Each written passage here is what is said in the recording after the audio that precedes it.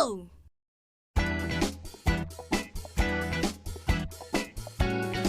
Proses kognitif menurut Sullivan dibagi menjadi 3 elemen. Yang pertama yaitu prototaksis, yang kedua parataksis, dan yang ketiga adalah sintaksis. Prototaksis. Prototaksis adalah rangkaian pengalaman yang terpisah-pisah yang dialami pada masa bayi, di mana arus kesadaran, baik itu penginderaan, bayangan, dan perasaan, mengalir ke dalam jiwa tanpa pengertian sebelum dan sesudah.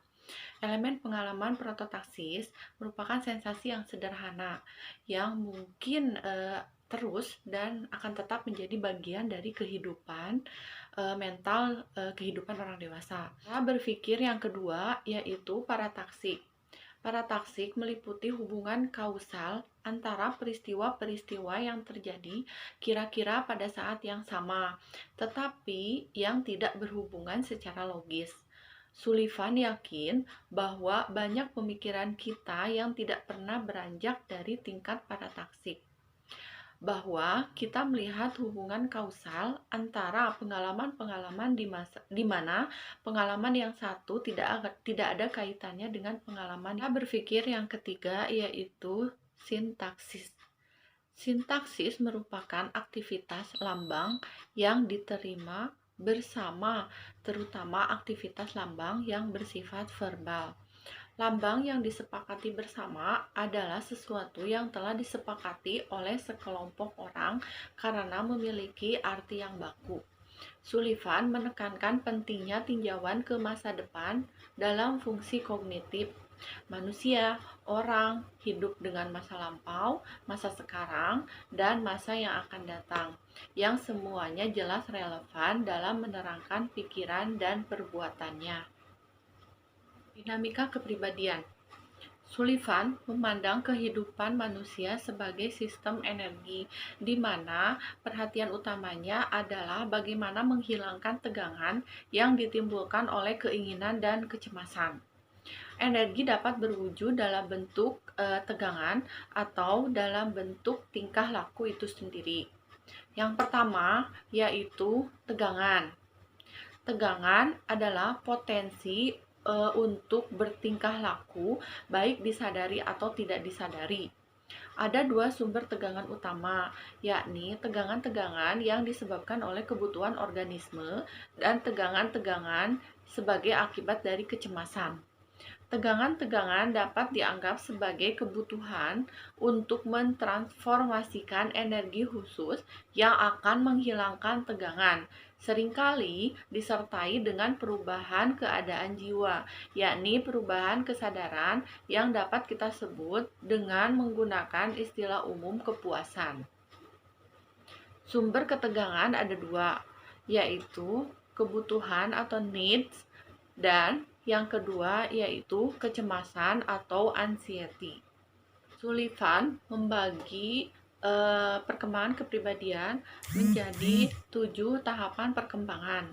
Yang pertama yaitu masa bayi. Periode masa bayi ini dicirikan oleh bahasa autistik, yaitu bahasa pribadi yang sedikit memahami kepribadian orang lain, bahkan tidak sama sekali. Komunikasi awal berlangsung dalam bentuk ekspresi wajah dan suara dari berbagai fenomena. Kedua, yaitu masa kanak-kanak atau childhood. Masa kanak-kanak ini dimulai dengan kedatangan bahasa sintaksis dan terus belajar sampai kemunculan kebutuhan akan rekan bermain yang statusnya setara. Yang selanjutnya yaitu masa anak muda atau juvenile era. Masa anak muda dimulai dengan kemunculan kebutuhan akan teman sebaya atau teman bermain yang status dan tujuannya sama. Ketika seorang anak menemukan seorang teman karib untuk memuaskan kebutuhan akan keintimannya. Selanjutnya yaitu masa pra-remaja atau pra-adolescence. Masa pra-remaja dimulai pada saat usia 8,5 tahun dan berakhir dengan masa remaja. Sebuah masa bagi keintiman dengan seseorang, biasanya dengan jenis kelamin yang sama. Kalau semua di tahapan yang sebelumnya anak-anak egosentris, di mana persahabatan mereka dibentuk di atas dasar kepentingan pribadi, maka di masa pra-remaja ini untuk pertama kalinya anak mulai memiliki ketertarikan sejati kepada pribadi yang lain. Selanjutnya yaitu masa remaja awal atau early adolescent. Masa remaja awal dimulai dari pubertas dan berakhir dengan kebutuhan akan cinta seksual terhadap seorang pribadi. Masa ini ditandai dengan meledaknya ketertarikan genital dan datangnya hubungan yang syarat akan nafsu. Selain rasa aman atau kebutuhan untuk bebas dari rasa cemas masih tetap aktif selama periode ini karena dinamisme nafsu bersifat biologis. Mereka menguasai pubertas, tidak peduli hubungan antar pribadinya sudah dibangun sebelumnya atau individu sudah siap menerimanya. Sullivan percaya bahwa masa remaja awal adalah timbal balik dari perkembangan kepribadian. Yang selanjutnya yaitu masa remaja akhir atau late adolescent. Masa remaja akhir dimulai ketika anak-anak muda sanggup merasakan nafsu dan keintiman terhadap satu orang yang sama. Dan ini berakhir pada masa dewasa saat mereka sanggup membangun sebuah hubungan cinta yang abadi. Ciri utama masa remaja akhir adalah penyatuan antara keintiman dan nafsu. Jika tahapan-tahapan sebelumnya tidak berhasil dilalui, anak muda akan memiliki periode remaja akhir tanpa hubungan antar pribadi yang intim, pola-pola yang tidak konsisten dalam aktivitas seksual, dan kebutuhan besar untuk mempertahankan rasa aman. Menurut Sullivan, perkembangan luar biasa tinggi dalam hubungan cinta dengan orang lain bukan tujuan utama kehidupan, tetapi sekedar sumber utama kepuasan hidup. Terakhir yaitu masa dewasa atau adulthood.